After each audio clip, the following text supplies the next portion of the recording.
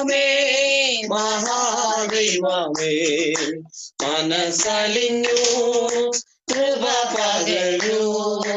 മാളിക മുറിയിൽ പകർന്ന പോലെ ആത്മാവിൻ ശക്തി പകർന്നിടുക.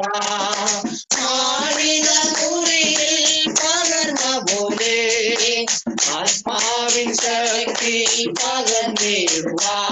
മഹാദൈവമേ മഹാദൈവമേ മനസ്സലിഞ്ഞു കൃപ പകരൂ. മഹാദൈവമേ മഹാദൈവമേ ആമേൻ മനസ്സലിഞ്ഞു കൃപ പകരൂ. സഭയുണരാം പുനർവയറ്റാം ഉണർന്നു ഞങ്ങളൊരുങ്ങിടട്ടെ. സഭയുണരാം പുനർവയറ്റാം ഉണർന്നു ഞങ്ങളൊരുങ്ങിടട്ടെ. ആമേൻ കരിന്തിരികൾ മുറിച്ചു മാറ്റി വിളക്കിൽ നിറച്ചിടുക. കരിന്തിരികൾ മുറിച്ചു മാറ്റി വിളക്കിൽ നിറച്ചിടുക. മഹാദൈവമേ മഹാദൈവമേ മനസ്സലിഞ്ഞു കൃപ പകരൂ. മഹാദൈവമേ മഹാദൈവമേ ആമേൻ മനസ്സലിഞ്ഞു കൃപ പകരൂ. തലയുയർത്തി ഒരുങ്ങി നിൽക്കാം കൃപ അളവില്ലാതെ. തലയുയർത്തി ഒരുങ്ങി നിൽക്കാം കൃപ അളവില്ലാതെ. ഓ എൻ പ്രിയനോ വന്നിടാം ഏകാഹൃദയായി കാത്തിരിക്കാം.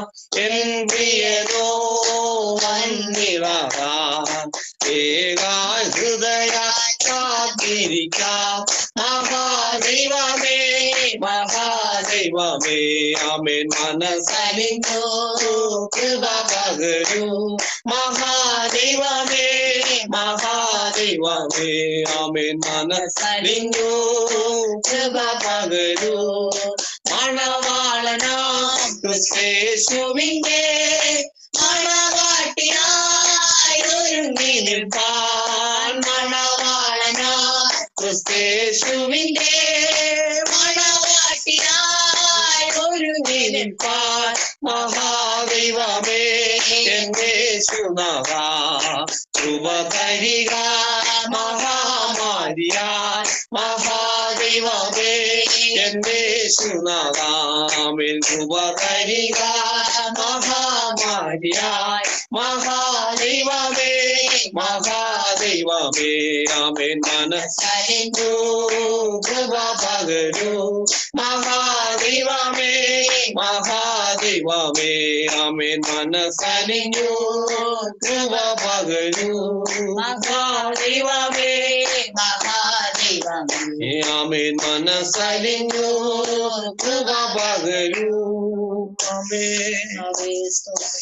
ഹല്ലേലൂയ. സ്തോത്രം സ്തോത്രം സ്തോത്രം. ആയിരങ്ങൾ വീണാലും പതിനായിരങ്ങൾ. ഒരവസരം കൂടെ ഒരുക്കിയല്ലോ. 26-ാമത്തെ ദിവസം കർത്താവിൻ്റെ മുൻപിലായിരിക്കാൻ സർവശക്തനായ സർവകൃപാലുവായ ദൈവം നമ്മുടെ ജീവിതത്തിൽ ഒരു അവസരം കൂടെ കർത്താവ് ഒരുക്കിയതിനെ ഓർത്ത് കർത്താവിനെ സ്തുതിക്കുന്നു. ആമേൻ. അല്പനിമിഷം ചിന്തയ്ക്കായി. ആമേൻ ആമേൻ. ഉൽപ്പത്തി പുസ്തകം 26-ാമത്തെ അധ്യായം അതിൻ്റെ ആമേൻ സ്തോത്രം 4-ാമത്തെ വാക്യത്തിലേക്ക് വരുന്നു. ആമേൻ. ഉൽപ്പത്തി പുസ്തകം 26-ന്റെ 4-ാമത്തെ വാക്യം. അബ്രഹാം എൻ്റെ വാക്ക് കേട്ടു, എൻ്റെ നിയോഗവും കൽപ്പനകളും ചട്ടങ്ങളും പ്രമാണങ്ങളും ആചരിച്ചതുകൊണ്ട് ഞാൻ നിന്റെ സന്തതിയെ ആകാശത്തിലെ നക്ഷത്രങ്ങളെപ്പോലെ വർദ്ധിപ്പിച്ചു നിന്റെ സന്തതിക്ക് ഈ ദേശമൊക്കെയും കൊടുക്കും. നിന്റെ സന്തതി മുഖാന്തരം ഭൂമിയിലെ സകല ജാതികളും അനുഗ്രഹിക്കപ്പെടും. സ്തോത്രം. വളരെ അനുഗ്രഹിക്കപ്പെട്ട ഒരു ദൂതാണ് 26-ാമത്തെ ദിവസം 26-ാമത്തെ പുസ്തകത്തിലേക്ക് വരുവാൻ സർവശക്തനായ ദൈവം നമുക്ക് ഇടയാക്കിയത്. ഈ പശ്ചാത്തലമൊക്കെ നമുക്കറിയാം. ഈ അധ്യായം വളരെ അനുഗ്രഹിക്കപ്പെട്ട ഒരു അധ്യായമാണ്. 4-ാമത്തെ വാക്യത്തിലേക്ക് വരുമ്പോൾ 4-ാമത്തെ വാക്യത്തിൽ അബ്രഹാമിനോട് ആമേൻ ഇരുന്ന ദൈവം അബ്രഹാമിൻ്റെ വാക്ക് കേട്ട്, അബ്രഹാം ദൈവത്തിൻ്റെ വാക്ക് കേട്ടത് കൊണ്ടും ദൈവത്തിന് നിയോഗവും കൽപ്പനകളും ചട്ടങ്ങളും പ്രമാണിച്ചത് കൊണ്ടും നിന്റെ തലമുറയെ ഞാൻ അനുഗ്രഹിക്കുമെന്ന് അബ്രഹാമിനോട് വർഷങ്ങൾക്ക് മുമ്പേ പറഞ്ഞു. സ്തോത്രം.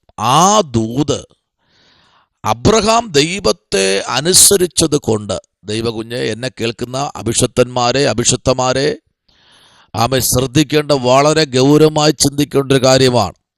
പിതാവ് ദൈവത്തിൻ്റെ നിയോഗവും കൽപ്പനയും പ്രമാണവും അനുസരിച്ചത് കൊണ്ട്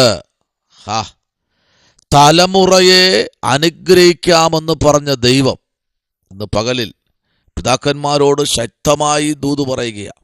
ദൈവാത്മാവ് അഭിഷിക്തന്മാരെ, നിങ്ങളുടെ തലമുറകൾ നക്ഷത്രങ്ങളെപ്പോലെ ശോഭിക്കും. ആമേൻ. ഞാൻ കണ്ടിട്ടുണ്ട് നിരവധി അഭിഷിക്തന്മാരെ. ആമേൻ. പിതാവും ശുശ്രൂഷകനാണ്, മകനും ശുശ്രൂഷയിലാണ്. ഭയങ്കരമായി ഈ കാലഘട്ടങ്ങളിൽ അങ്ങനെയുള്ള പിതാക്കന്മാരെ ഓർത്ത് ഞാൻ ദൈവത്തിന് സ്തോത്രം ചെയ്യുകയാണ്. ഈ ലോകത്തിൽ മറ്റൊന്നിലേക്കും തിരിച്ചുവിടാതെ തൻ്റെ തലമുറകൾ ദൈവത്തിൻ്റെ സന്നിധിയിൽ, ദൈവത്തിൻ്റെ പാദപിടത്തിൽ ദൈവശബ്ദം വിളിച്ചു പറയുവാൻ, അവരെ അധരങ്ങളെ കൊടുക്കാൻ നിയോഗപ്രകാരം സ്വർഗം ആ പിതാക്കന്മാരെ ഇടയാക്കിയല്ലോ. ആമേൻ.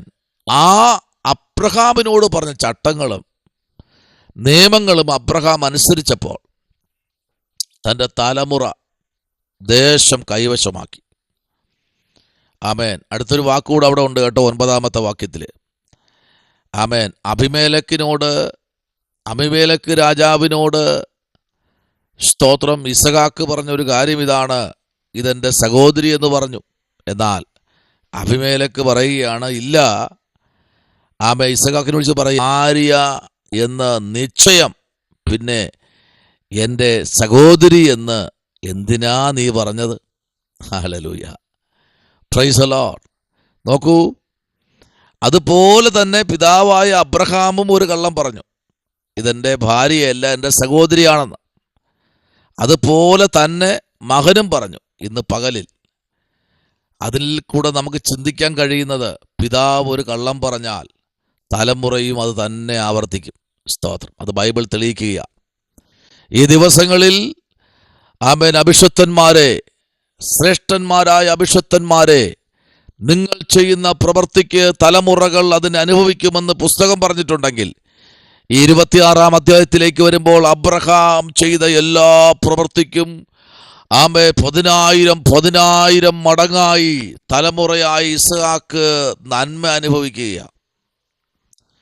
അബ്രഹാമിൽ നിന്ന് പുറപ്പെട്ട തലമുറകൾ വളരെ അനുഗ്രഹിക്കപ്പെട്ടവരായി തീർന്നു, രാജാക്കന്മാരായി തീർന്നു, പട്ടണങ്ങളുടെ മേൽ അധികാരമുള്ളവരായി തീർന്നു.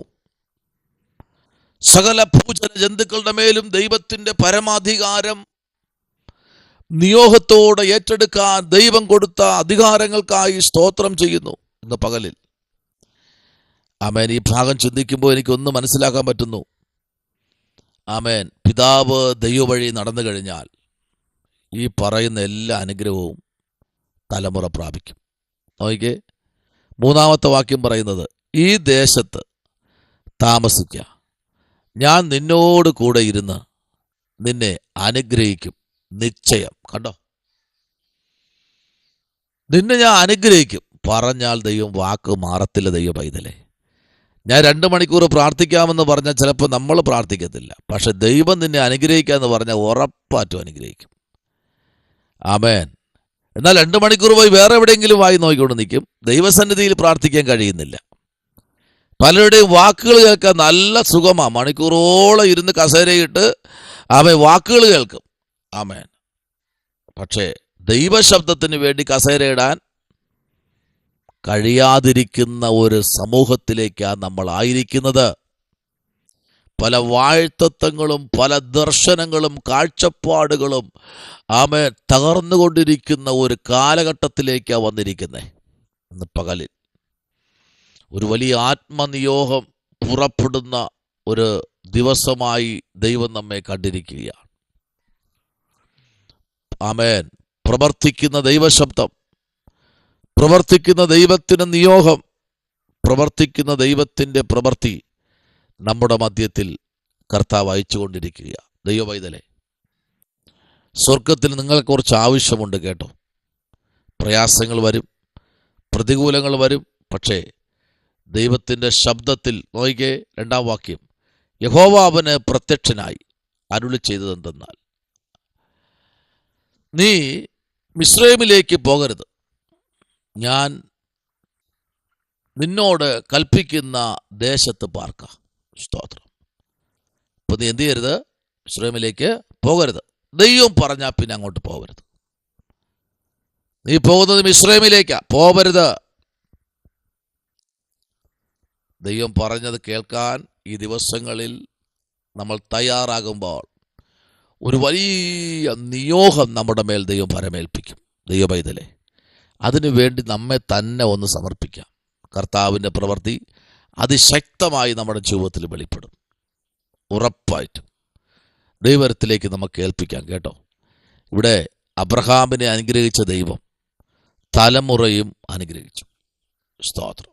ഈ കാലഘട്ടങ്ങളിൽ ആമേൻ. എന്നാൽ പുറപ്പാട് പുസ്തകം നമ്മൾ പഠിക്കുമ്പോൾ, പുറപ്പാട് പുസ്തകം നമ്മൾ വായിക്കുമ്പോൾ, അതിന് 32-ാമത്തെ അധ്യായത്തിൻ്റെ 13-ാമത്തെ വാക്യത്തിലേക്ക് വരുമ്പോൾ അവിടെ വളരെ അനുഗ്രഹിക്കപ്പെട്ട ഒരു വാക്യം പറയുകയാണ്. നോക്കിക്കേ, നിന്റെ ദാസന്മാരായ അബ്രഹാമിനെയും ഇസഹാക്കിനെയും യാക്കോബിനെയും ഓർക്കണമേ, ഞാൻ നിങ്ങളുടെ സന്തതിയെ ആകാശത്തിലെ നക്ഷത്രങ്ങളെപ്പോലെ വർദ്ധിപ്പിക്കുകയും ഞാൻ അരുളി ചെയ്ത ഈ ദേശം ഒക്കെയും നിങ്ങളുടെ സന്തതിക്ക് കൊടുക്കുകയും അവർ അതിനെ എന്നേക്കും അവകാശമായി പ്രാപിക്കുകയും ചെയ്യുമെന്ന് നീ